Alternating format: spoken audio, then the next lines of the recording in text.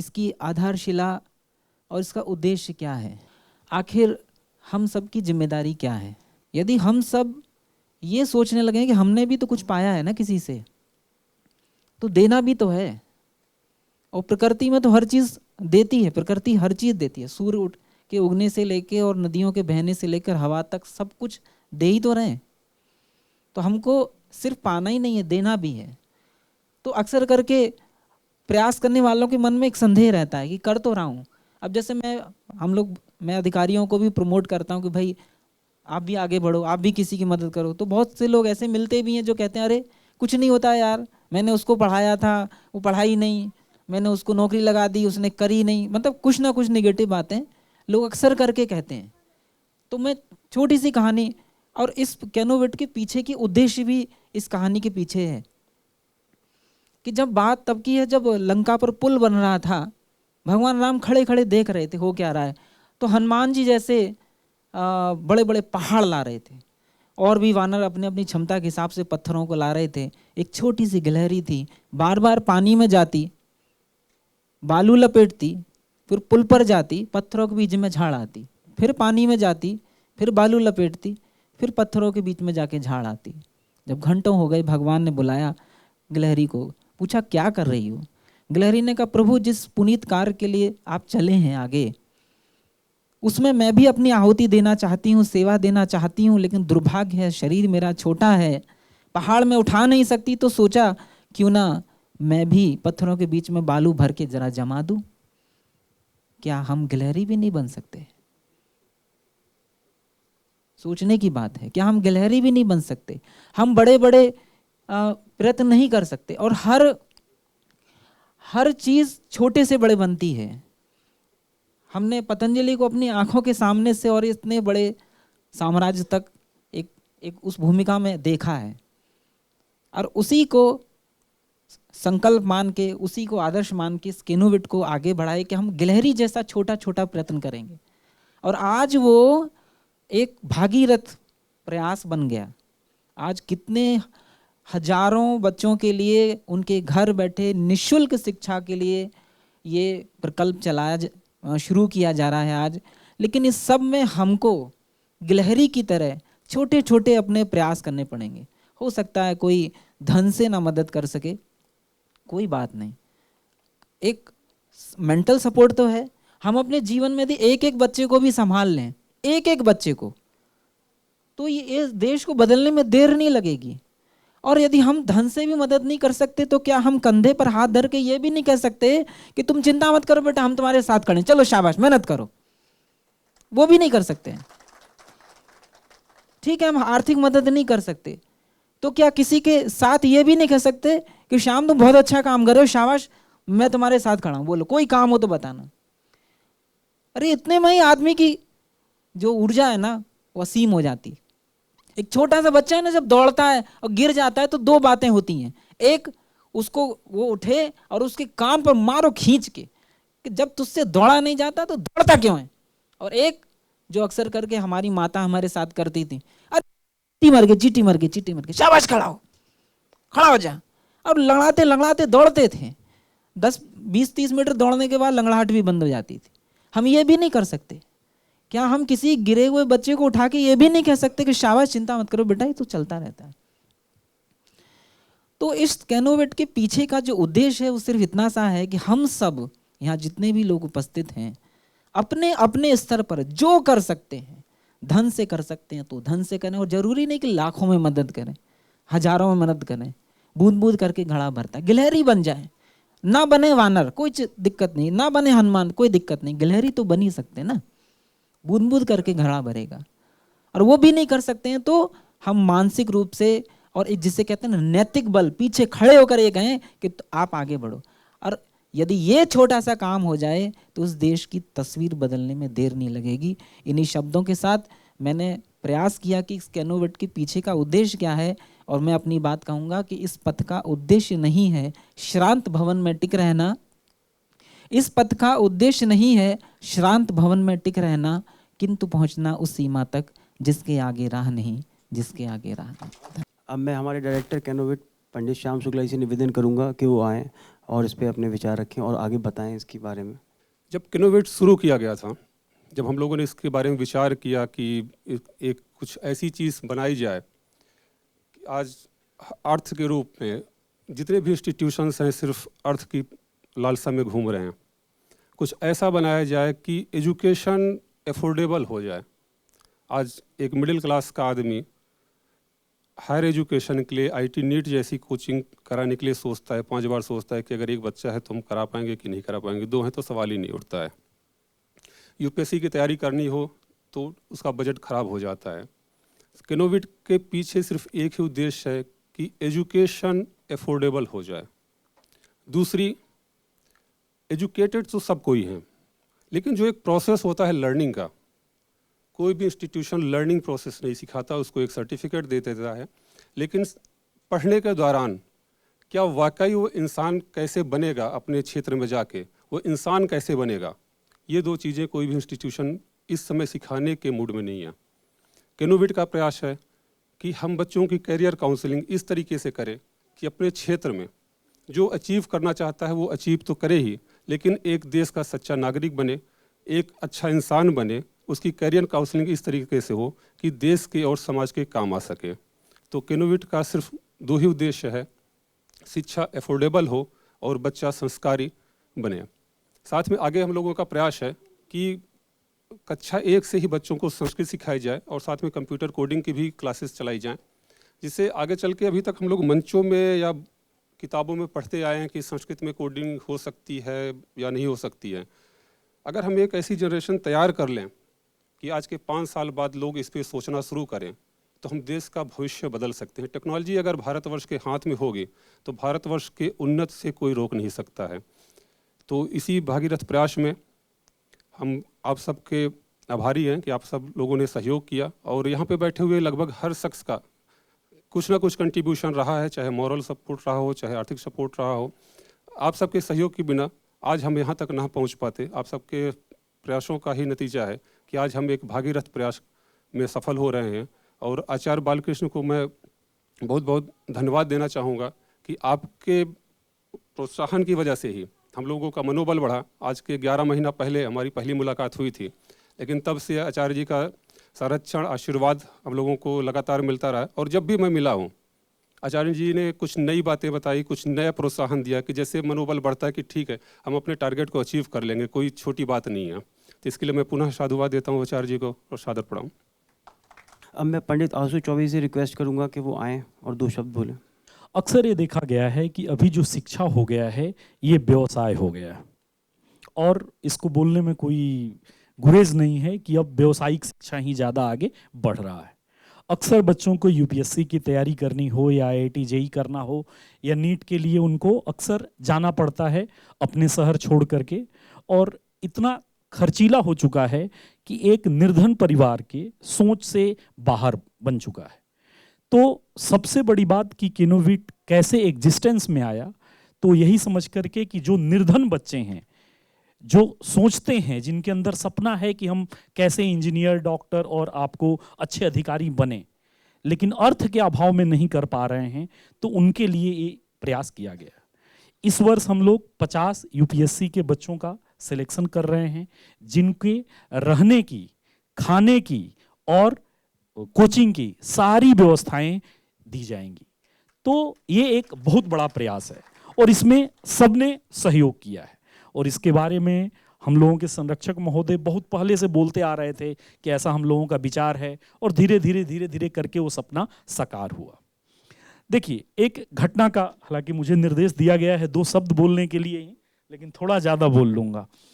तो गांधी जी की माता जी के एक बार उनको बुला था, गांधी जी को, जिसका उनकी जिंदगी के ऊपर बहुत ही गहरा असर पड़ा था। उन्होंने बोला था कि बेटे, तुम अगर किसी की जिंदगी बचा सकते हो या किसी की जिंदगी में सकारात्मक परिवर्तन ला सकते हो तो तुम्हारे जीवन का उद्देश्य सफल होगा, वरना ये मनुष्य जीवन सफल नहीं बन पाएगा।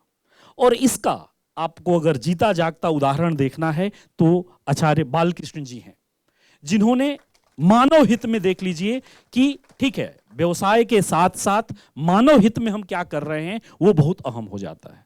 एजुकेशन के बारे में हम लोग बोलते हैं कि अगर आपको प्लांट्स को शेप करना है तो कल्टीवेट करना पड़ता है, बट अगर आप बोलें कि मैन को अगर शेप करना है तो उनके लिए क्या है? एजुकेशन।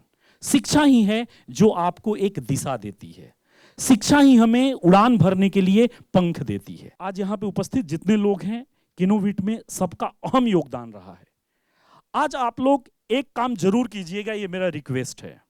एक पेपर लीजिए और उस पेपर पे लिखिए कि इस पृथ्वी को छोड़ने के बाद दुनिया आपको किस रूप में याद करेगी।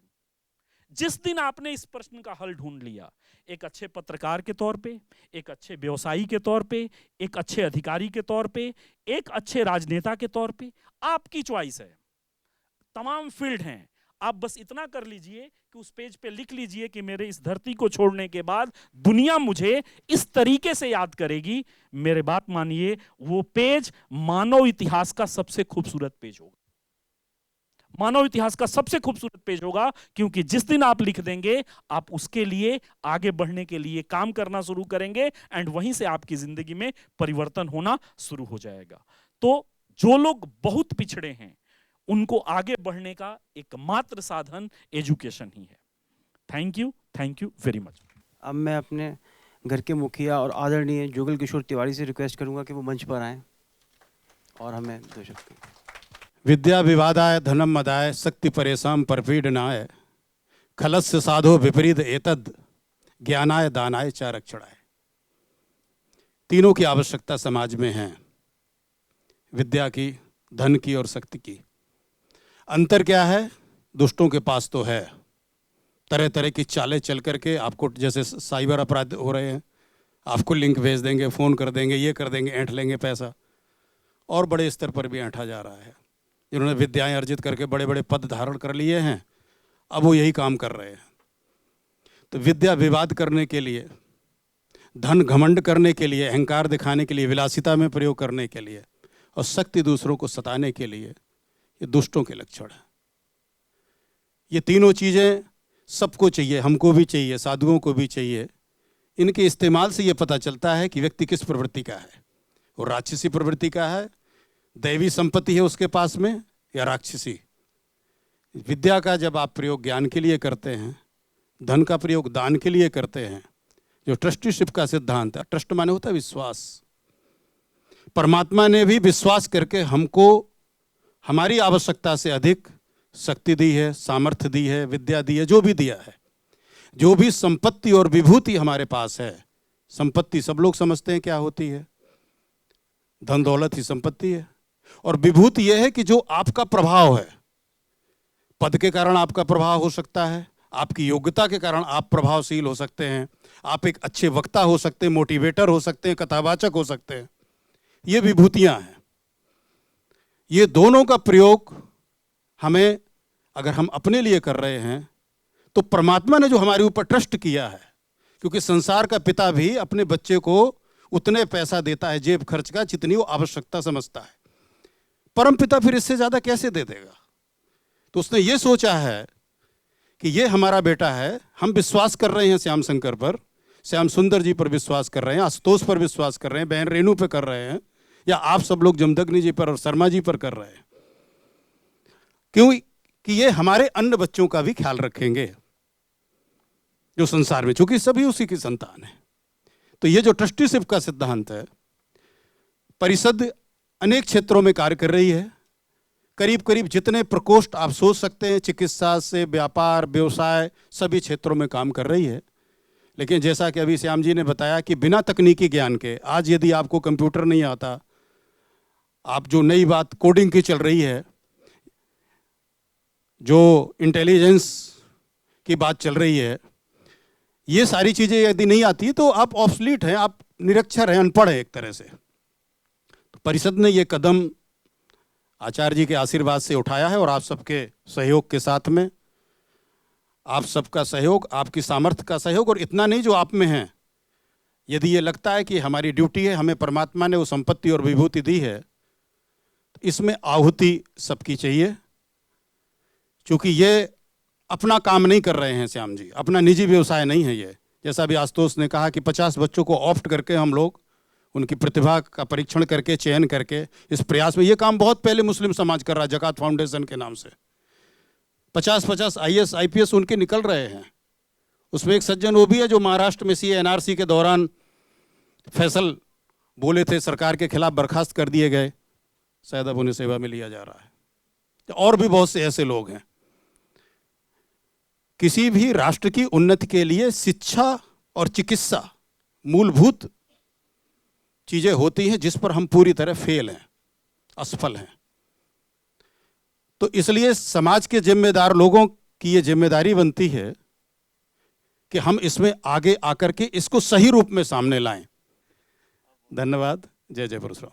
हमारे बीच में हमारे मुख्य अतिथि परम पूज्य परम आदरणीय श्री आचार्य बालकृष्ण जी से निवेदन करूंगा कि वो आए। ॐ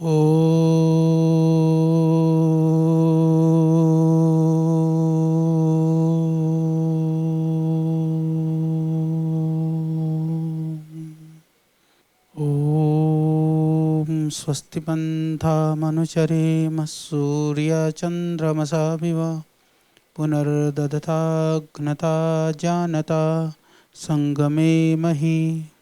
पतंजलि के इस पवित्र परिसर में, इस सभागार में मैं आप सब पहले हार्दिक स्वागत और अभिनंदन करता हूं कि आप सब लोग बहुत दूर दूर से, अलग अलग क्षेत्रों से यहाँ पर पधारे हैं और इस कार्यक्रम की रूपरेखा, संयोजन, स्वरूप जो हमेशा व्यापक रूप से संपादन के लिए लगे रहते हैं, ऐसे आदरणीय श्री जुगल किशोर जी मंच पर शिक्षा, उद्योग और विविध क्षेत्रों में लगे हुए हमारे आदरणीय चौबे जी, और यहाँ पर अभी हम लोगों ने शाम एक हुआ था, जन्मदिन 2 दिन मनाए, यहाँ 2-2 शाम हैं। तो ऐसे शाम, और इस बार ऐसा संयोग रहा कि हमें भी वृंदावन, मथुरा वहीं वृंदावन में ही था, आदरणीय योगी जी भी वहीं थे, तो हम परसों वहाँ भी एक बड़ा कार्य प्रारंभ करके आए हैं। जितने भी यात्री आते हैं उनके लिए भोजन की व्यवस्था की दृष्टि से श्री जी की रसोई जो है शुरू करके आए हैं। और हमारे जो है ये मनोज, ये बड़ी ऊर्जा के साथ लगे हैं। जुयाल जी भी, क्योंकि पुलिस वाले हैं तो इसलिए शीर्ष में भी हैं, इधर हरिद्वार में भी, हम तो बीच में हैं पुलिस वालों के, तो उधर से लग रहे हैं। और यहाँ पर हमारे जमद अग्नि जी, ये जमद अग्नि अकेला हरिद्वार को खड़ा करने में बहुत है, पर लगा लो इस आदमी को, इतनी सी मैं देख मुझे अच्छा लगा। और हमारे शर्मा जी और बाकी सभी हमारी बहनें जिस ऊर्जा और चेतना के साथ यहाँ पर आई हैं, और एक नए शर्मा जी को मैं पकड़ करके लाया, आज अभी आए थे मेरे से मिलने के लिए। ये आप हरियाणा से फॉरेस्ट सर्विस में रहे, किस पोस्ट से रिटायर्ड होकर के क्या बने भैया? चीफ कंजर्वेटिव थे, उससे अभी मैंने कहा पंडित वाला काम है, मैंने कहा चलो शर्मा जी ले आया, तो इनको भी पकड़ लो आप लोग। तो अभी गवर्नमेंट में है, कंटिन्यू है, क्या बना दिया अभी, अगला कुछ चल रहा है इनका जो भी है, तो अभी वैसे रिटायर्ड होकर के फिर बिना रिटायर्ड वाले हो गए। तो आप सबको हमारी बहुत शुभकामनाएं इस रूप में हैं। कार्य प्रारंभ तो कहीं से भी करना होता है, कार्य कभी शुरू बड़ा नहीं हुआ करता है, प्रारंभ होने के बाद स्वरूप बड़ा हो जाता है। बस आपको इतना ही समझना है। संकल्प शुभ है, भावना नेक है, तो काम भी बड़ा हो जाएगा। चाहे कोई भी संस्था है, कोई भी संगठन है, कोई भी व्यक्ति है, वो छोटा से बड़ा होता है, परंतु कभी कभी आपने देखा होगा बड़ा भी ध्वस्त हो जाता है, समाप्त हो जाता है। तो हमें उन मंत्रों को धारण कर लेना चाहिए जो छोटे से बड़ा बनाता है, उन चीज़ों से बचना चाहिए जो बड़ा होकर के भी समाप्त हो जाता है। बस इन दो बातों को ध्यान रखें तो कभी भी किसी तरह से कहीं न्यूनता नहीं रहेगी।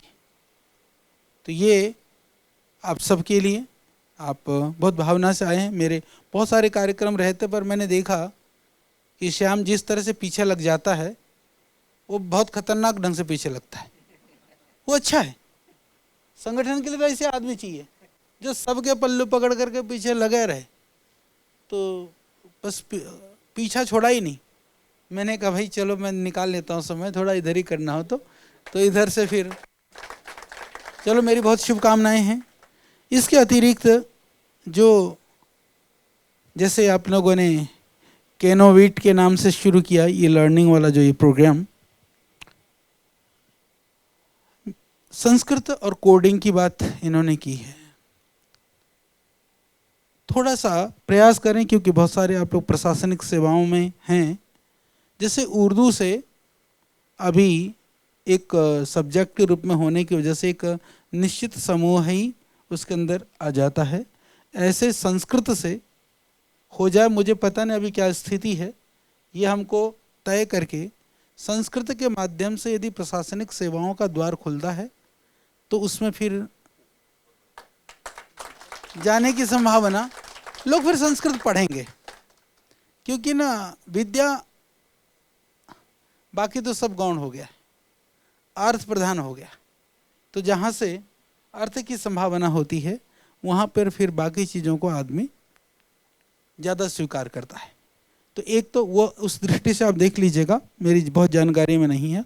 दूसरी बात, सही बात है कि ज़रूरतमंद के लिए हमें सेवा के हिसाब से काम करना चाहिए, सोचना चाहिए। पर मेरा श्याम जी आपसे ये कहना है कि इतना सुंदर यह प्लेटफॉर्म आपका ई लर्निंग, ये सिस्टम बनना चाहिए कि जो ज़्यादा महंगे महंगे प्लेटफॉर्म छोड़ करके लोग इसकी तरफ लौट करके हम उस पदार्थ का दान करते हैं, क्षमा करिएगा, जो काम की चीज़ नहीं होती। ऐसा ना हो कि बोले ठीक है ना कर रहे हैं चल तो रहे, नहीं। कितने जुड़ेंगे यह इस पर निर्भर होगा कि आपकी जो इसकी गुणवत्ता है वो किस स्तर का है जो आप बना रहे हैं।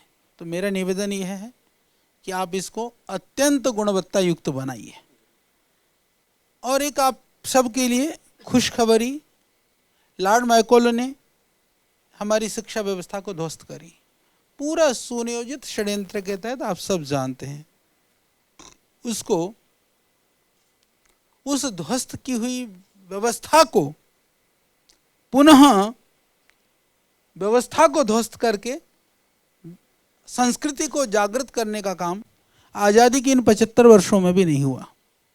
तो श्रद्धेय स्वामी जी के अथक पुरुषार्थ से बहुत ज़्यादा सरकार के साथ निरंतर संपर्क, संवाद, अनुनय, विनय, आग्रह सब कुछ करते करते आदरणीय माननीय यशस्वी प्रधानमंत्री नरेंद्र मोदी जी ने भारतीय शिक्षा बोर्ड की स्वीकृति प्रदान कर दी है। उस स्वीकृति को भी संयोग मानिए, 4 तारीख को हमारा जड़ी बूटी दिवस जन्मदिन टाइप मंगाते हैं, तो वो उन्होंने कहा कि नहीं एक दिन उसको 3 तारीख को शाम को सूचना है। हमने तो अपने बोर्ड का जन्मदिन भी 4 अगस्त ही मान लिया है। तो पूरे देश के अंदर सारे जो विश्वविद्यालय का जो ये एक वो जो संस्था होती है जहाँ से एनओसी होता है पूरे देश के लिए, वो मिल चुका है। अब अलग अलग स्टेट वाइज हमको, जैसे सीबीएसई बोर्ड है उसी तरह से समकक्षता इस बोर्ड की हो चुकी है। तो अगले साल से हम लोगों को एफिलिएशन जो है देना हम शुरू कर देंगे। तो ये एक बड़ा कार्य था। इसको मैं इसलिए बता रहा हूँ क्योंकि श्याम जी तुम्हारा ये इतना अच्छा भी बने, तो हम तो ऑफिशियली अभी शाम धीरे से करता, अच्छा जी फोटो लगा दो, फोटो मैंने कहा अभी बिल्कुल नहीं, तो मैं तो तेरा बोर्ड का जो है ना इसको स्वीकृत वाला बना दूंगा तुम्हारा, यदि ठीक बनाएगा तो। हाँ, तो उतना बनाओ ना, उतना दम होना चाहिए ना। लोग बैठ कर के कहें 10 प्लेटफॉर्म है, ये देखो इनको देखो, इसमें सबसे बेहतरीन ये है। तो इतना होनी चाहिए कि जैसे कहते हैं ना कि कर खुदी को बुलंद इतना कि खुदा बंदे से पूछे बता तेरी रजा क्या है। तो वो उस तरह से इसको करो। और दूसरी बात जो छोटी सी बात है कि हमको, ठीक है आप लोगों ने बहुत सारे सेवा कार्यों में हैं, रिकॉर्डिंग होती है, आजकल बात इधर उधर जाती है, बहुत सधे हुए शब्दों में कही कहानी, वो ठीक है, पर मैं उसको थोड़ा सा आगे सरकाते हुए कहना चाहता हूँ, बच्चे आगे बढ़ें, आगे बढ़ने के लिए सिर्फ आरक्षण से नहीं, विद्या बुद्धि के संरक्षण और उसके अभिवृद्धि से बढ़ें। तो यह विद्या बुद्धि और सामर्थ्य की अभिवृद्धि का साधन बने, ये इस रूप में आप लोग जुटे हुए हैं। पुनः मैं आप सबको बहुत शुभकामनाएं देते हुए, तो भारतीय शिक्षा बोर्ड इस रूप में मैं आपको बताना चाह रहा था कि हम हिंदी में भी, इंग्लिश में भी, सब्जेक्ट अलग अलग सब्जेक्टों में भी, चाहे वो गणित हो तो वैदिक गणित है, हिस्ट्री है तो वैदिक हिस्ट्री है, यानी कि इतिहास बहुत बड़ा विषय होता है। हम बैठ कर के हमारे जिन लोगों की वजह से हम परतंत्र हुए, जो आक्रमणकारी थे, जो षड्यंत्रकारी थे, हम उनके गीत गाते रहते हैं। बच्चों को हमारे पूर्वजों के विषय में कुछ पता ही नहीं है, तो हम अपने पूर्वजों को पढ़ाएंगे। हमारा लक्ष्य दूसरे की निंदा करना नहीं है, तो पर उनका स्तुति गान करना भी नहीं है, ये हमारा काम रहेगा। वो बन चुका है। लगभग इसी तरह के भारतीय संस्कृति, परंपरा और मूल्यों को मानने वाले लगभग 5000 शिक्षकों को पूरे देश में से शिक्षाविदों को छांटा गया। उन लोगों ने काम किया, उनमें से लगभग 450 लोग लगातार लगभग 8वीं कक्षा तक का पाठ्यक्रम लगभग तैयार हो गया है। एनसीईआरटी के गाइडलाइन के अंदर ही हमको जाना होता है, उसके अंदर रह करके उन चीज़ों को, यानी कि शिक्षा से संस्कृति, देखिए हम कहते हैं ना शिक्षा से संस्कृति, संस्कृति से संस्कार, हम इसी जो संस्कार और संस्कृति तो शिक्षा के अंतर्निहित तत्व हैं। शिक्षा देते देते उसके अंदर घुट्टी पिला दिया जाए तो बाद में फिर हमको आशा कम करनी पड़ेगी। तो हम उस तरह के कार्य को कर रहे हैं और वह अभियान शुरू हो चुका है। तो यह कार्य, क्योंकि अब आप इतने दूर दूर से इस कार्य के लिए आए हैं, तो ये भी कैनवेट मैं मानता हूँ कि एक इसका व्यापक रूप पूरे देश और देश के साथ में बाहर के लोगों को भी दिखाई दे। और 50 बच्चों के लिए जैसा आप लोगों ने कहा कि आप रख करके जो शिक्षा देने का प्रयास कर रहे हैं, एक अद्भुत प्रयास है। उसके लिए मेरा इतना ही निवेदन है कि हम शुरू में एक लेवल तक जैसे परीक्षा ले करके, क्योंकि हम लोगों ने एक हमारा ट्रस्ट है, हम लोगों ने उस ट्रस्ट के माध्यम से ऐसा शुरू किया था। तो बच्चे बहुत आ गए, हमने बहुत सारे भर लिए, बाद में पता चला कि प्री और उस तक पहुँचते पहुँचते वो पहुँचे भी नहीं पाए। तो एक लेवल तक पहुँचे हुए जो बच्चे हैं उनको उसके आगे, यानी कि ऐसा लग रहा है कि अभी 2 सारी सीढ़ियाँ चढ़ चुका है, 2-4 सीढ़ियों में हम सपोर्ट लगा देंगे तो पार चला जाएगा। क्योंकि आप सब लोग उस चीज़ को ज़्यादा समझते हैं, तो वो ध्यान रखें। बस बाकी हमारी बहुत शुभकामनाएं हैं हर तरह से, जहाँ कहीं भी हमारे योग्य कुछ भी होगा आप बताइएगा। तो बस ये निवेदन है, धन्यवाद। आचार्य बालकृष्ण जी से निवेदन करूंगा कि हमारे बीच में मिस्टर विनीत हैं और पिछले 11 महीनों से लगातार, आज अगर हम इसका रूप देख रहे हैं हमारे मोबाइल में, मोबाइल ऐप और वेबसाइट बनी हुई है, तो इस बालक का अविश्वसनीय योगदान रहा है। क्योंकि इस प्रोजेक्ट को कम से कम 20 से 30 लोगों की टीम पूरा करती, लेकिन अकेले बालक ने पूरा ऐप और पूरी वेबसाइट डिज़ाइन और डेवलप की है। तो मैं चाहता हूं कि आचार्य जी उसको अपने हाथ से पुरस्कृत करें।